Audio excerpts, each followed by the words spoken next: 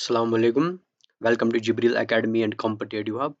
आज का हमारा टॉपिक है Indian history with special reference to freedom struggle और मूवमेंट पार्ट 3 में हम डिस्कस करेंगे Indian National Congress, partition of Bengal and Swadeshi movement. तो स्टार्ट करते हैं with the Indian National Congress.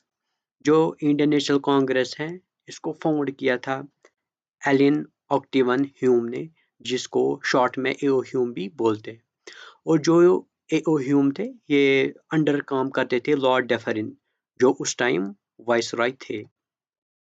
और जो एओ ह्यूम थे, ये रिटायर्ड ब्रिटिश मेंबर थे इंडियन सिविल सर्विस के। और 1885 में इन्होंने आईएनसी को एस्टेब्लिश किया। और आईएनसी से पहले इन्होंने और एक पार्टी को पब्लिश किया था, इंडियन नेशनल यूनियन जिसका नाम था, जो कि उन्होंने 1884 में एस्टेब्लिश किया था। और उन्होंने एक इम्पॉर्टेंट पैम्पलेट भी पब्लिश किया था, जिसका नाम था ओल्ड मैन इज होप, जो कि उन्होंने मद्रास सेक्शन में 1887 में पब्लिश किया था। और जो आईएनसी था, ये फर्स्ट मॉडर्न नेशनलिस्ट मूवमेंट थी, जो कि इमर्ज हुई ब्रिटिश एम्पायर में, एशिया में। अगर हम पर्पस देखें, ह्यूम का जो मेन पर्पस था आईएनसी को पब्लिश करने का, वो था सेफ्टी वैल्यू या सेफ्टी आउटलेट जिसे बोलते हैं, वो प्रोवाइड करना। यानी जो एजुकेटेड इंडियंस थे, उनको डे बाय डे पता चल रहा था कि जो ब्रिटिशर्स है, वो उनके साथ कैसा ट्रीट कर रहे हैं, उनको कैसे पॉलिसीज अप्लाई कर रहे हैं। तो जो एजुकेटेड इंडियंस थे, वो डिसकंटेंट हो रहे थे, वो एंग्री हो रहे थे डे बाय डे। तो जो लॉर्ड डेफरिन थे, उन्होंने एओ ह्यूम के जरिए आईएनसी को एस्टेब्लिश करवाया, ताकि अगर कोई भी पॉलिटिकल इशू हो जाए, उसको थ्रू आईएनसी कंट्रोल कर सके। इसको सेफ्टी वैल्यू बोलते हैं या सेफ्टी आउटलेट बोलते हैं। और जो फर्स्ट सेशन था आईएनसी का, उसको हेल्ड किया गया दिसंबर 28 1885 बम्बई में। और वमेश चंद्रा बनर्जी जो थे, वो लॉयर थे कलकत्ता के, उन्होंने उनको ही इलेक्ट किया गया as first president.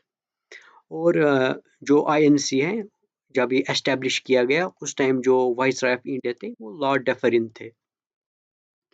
Personalities involved in INC. पहला है दादा भाई नेहरू जी। जो दादा भाई नेहरू जी है, उनको grand old man of India भी बोलते हैं। और ये मोस्ट और maximum times president of INC रहे, जो कि 3 टाइम्स वो रहे। और जो दादा भाई नेहरू जी हैं, उन्होंने डिस्क्राइब किया theory of drain of wealth. उनकी एक बुक थी, poverty and un British rule in India, उसमें उन्होंने ये एक्सप्लेन किया। ये जो theory of drain of wealth थी, ये क्या थी? उन्होंने एक्सप्लेन किया इसमें कि जो ब्रिटिशर्स हैं, उनकी तरफ कैसे इंडिया की वेल्थ जा रही है डे बाय डे। और जो दादा भाई नेहरू जी थे, ये फर्स्ट इंडियन थे जिनको अपॉइंट किया गया as professor of mathematics and physics Elphinstone college में, जो कि बम्बई में था। और उन्होंने एक गुजराती जनरल स्टार्ट किया था, जिसका नाम था रुस्तम गुफ्तार। और उनको इलेक्ट किया गया था as member of British parliament 1892 में। फिर आते हैं बदरुद्दीन तबजी। जो बदरुद्दीन तबजी थे, ये first Muslim president of INC थे। फिर आता है जॉर्ज यूली। जो जॉर्ज यूली थे, ये फर्स्ट प्रेसिडेंट ऑफ आईएनसी थे, first British president of INC थे। फिर आता है मिसेस एनी बेसेंट। जो मिसेस एनी बेसेंट थी, ये first women president of INC थी, जो कि आयरलैंड से थी। फिर आता है सरोजिनी नायडू। जो सरोजिनी नायडू थी, ये फर्स्ट इंडियन वुमेन थी, जो कि प्रेसिडेंट ऑफ आईएनसी रही।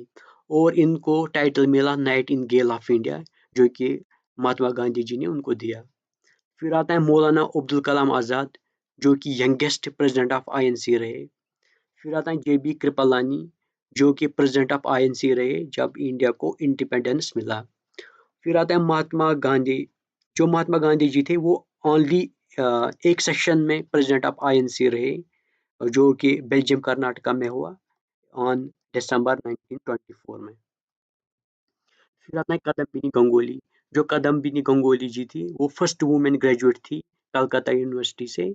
और उन्होंने एक कांग्रेस सेशन में एड्रेस किया था। फिर आता है पार्टीशन ऑफ बंगाल।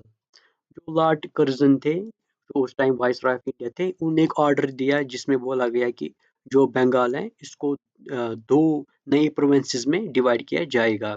एक था ईस्ट बंगाल, दूसरा था बंगाल। और ये कब कहा गया? 16 अक्टूबर 1905 में। एक्चुअली जो आइडिया ऑफ पार्टीशन था वो फर्स्ट पहले सबसे पहले दिया था विलियम वार्ड ने, जो कि चीफ कमिश्नर ऑफ आसाम थे। कब दिया था? 1896 में। और जो लेफ्टिनेंट गवर्नर ऑफ बंगाल थे during the partition of Bengal, वो सर एंड्रयूज फेसर थे। और अगर हम ऑब्जेक्टिव देखें, मकसद देखें, जो पार्टीशन ऑफ बंगाल था उसका मकसद क्या था? ये एक्सप्लेन किया रेसली ने, जो कि सेक्रेटरी ऑफ होम डिपार्टमेंट में थे। उन्हें बोला जो कि जो बंगाल है अगर ये यूनाइटेड है, ये एक पावर है, इसको डिवाइड करना नामुमकिन है। और अगर हम इसको डिवाइड करेंगे तो हम इसको डिफरेंट तरीके से खींच सकते हैं। एक तो ये रीज़न रहा। दूसरा रीज़न था हिंदू और मुस्लिम्स के बीच दरार डालना। अगर हम कॉन्सिक्वेंसेस देखें कि पार्टीशन ऑफ बंगाल के कॉन्सिक्वेंसेस क्या रहे, पहला था नेशनल मूवमेंट स्टार्ट हुए because of this partition of Bengal. और रक्षाबंधन भी ऑब्जर्व किया गया, और हिंदू और मुस्लिम जो थे उन्होंने एक दूसरे को राखी पहनाया as a symbol of unbreakable unity. और रविंद्रनाथ रविंद्रनाथ टैगोर जी जो थे उन्होंने कंपोज किया नेशनल सॉन्ग जिसका नाम था अमर सोनार बंगला। और वंदे मातरम वार क्राई बना। और बहुत सारे न्यूज़पेपर्स पब्लिश किए गए उस टाइम। के मित्रा ने दिया संजीवनी पब्लिश किया उन्होंने। और एस एन बनर्जी ने पब्लिश किया बंगाली। और मोतीलाल घोष ने पब्लिश किया अमृत बाजार पत्रिका न्यूज़पेपर। और स्वदेशी मूवमेंट ये भी कॉन्सिक्वेंस था पार्टीशन ऑफ बंगाल का। अगर हम वर्ड सवा देखें, इसका मतलब होता है सेल्फ और ओवन। देश मतलब कंट्री यानी अपना देश। और ये क्या था, ये स्वदेशी मूवमेंट क्या था, ये anti partition movement of Bengal थी। यानी जो बंगाल था इसको बोला गया था पार्टीशन करेंगे, तो इसी के अगेंस्ट एक मूवमेंट हुआ। यानी एंटी पार्टीशन, हम पार्टीशन नहीं करने देंगे बंगाल को, यानी अगेंस्ट पार्टीशन ऑफ बंगाल। और एक सेशन चला बनारस सेशन कांग्रेस का, जिसमें जी के गोखले जी मौजूद थे 95 में। उसी में प्रोटेस्ट किया गया against this partition of Bengal. और एक सेशन चला कांग्रेस का, जिसमें बोला गया है कि जो ब्रिटिश गुड्स हैं उनको हम बाइकआउट करेंगे, जो कि अगस्त 795 में किया गया। और अगर हम देखें, एक इम्पॉर्टेंट फ्यूचर था जो ये स्वदेशी मूवमेंट है, उसमें एक इम्पॉर्टेंट फ्यूचर था। वो था कि जो एम्फेसिस है, जो इम्पोर्टेंस है, वो दिया गया ऑन सेल्फ रिलायंस, या जिसको आत्मशक्ति बोलते हैं, यानी अपने आप पे निर्भर रहना, जो कि रविंद्रनाथ टैगोर जी ने दिया था। और बहुत सारी इंडियन इंडस्ट्रियल कंपनीज एस्टैब्लिश की गई ड्यूरिंग द स्वदेशी मूवमेंट, लाइक कलकत्ता पोर्टरीज या बंगाल केमिकल स्वदेशी स्टोर। और नेशनल एजुकेशन इंस्टीट्यूशंस भी बहुत सारे ओपन किए गए। और 15 अगस्त 96 में जो नेशनल काउंसिल ऑफ एजुकेशन है उसको सेटअप किया गया। और अरबिंदो घोष जी जो थे उनको अपॉइंट किया गया first principle of national college. और 1906 में कांग्रेस का एक सेशन चला कलकत्ता में, जिसमें दादा भाई नेहरू जी भी मौजूद थे। उसमें डिक्लेयर किया गया कि जो एम है कांग्रेस का वो है स्वराज। जैसे यूके में या अदर कॉलोनीज में था, वैसे ही अब इंडिया में भी फ्रीडम या स्वराज रहेगा। और 4 रेजोल्यूशंस पास किए गए इस सेशन में। एक था स्वदेशी, दूसरा था बाइकॉट, तीसरा था नेशनल एजुकेशन, और चौथा था सेल्फ गवर्नमेंट। और जो ये डिमांड थी फॉर स्वराज, ये फर्स्ट टाइम था कांग्रेस प्लेटफॉर्म से, यानी कांग्रेस ने पहली बार डिस्कस किया अबाउट दिस स्वराज।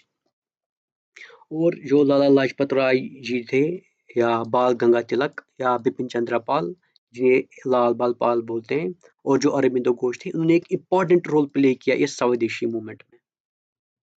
लाला लाजपत राय, जो लाला लाजपत राय जी थे उनको पंजाब केसरी भी बोलते हैं। और ये एडिटर थे पंजाबी के, ये एक न्यूज़पेपर आता था। और ये ऑथर थे एक बुक का जिसका नाम था अनहैप्पी इंडिया।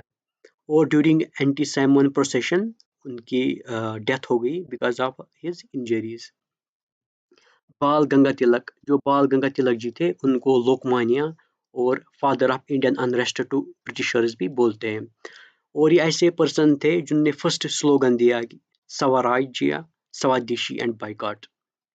और 1916 में उन्होंने एक ऑर्गेनाइज किया एक सोसाइटी होम, इसका नाम था होम रूल लीग, जो कि उन्होंने पूना में एस्टेब्लिश किया। और उसी में उन्होंने डिक्लेयर किया कि Swaraj is my birth right and I shall have it. और उनके बहुत सारे न्यूज़पेपर्स भी पब्लिश होते थे, लाइक सुधारक या मराठा जो कि इंग्लिश में पब्लिश होता था, या केसरी जो कि मराठी में पब्लिश होता था। फिर आता है बिपिन चंद्र पाल। जो बिपिन चंद्र पाल हैं, इनको father of revolutionary thought in India भी बोलते हैं। और उन्हें स्टार्ट किया था प्रदर्शक और न्यू इंडिया न्यूज़पेपर।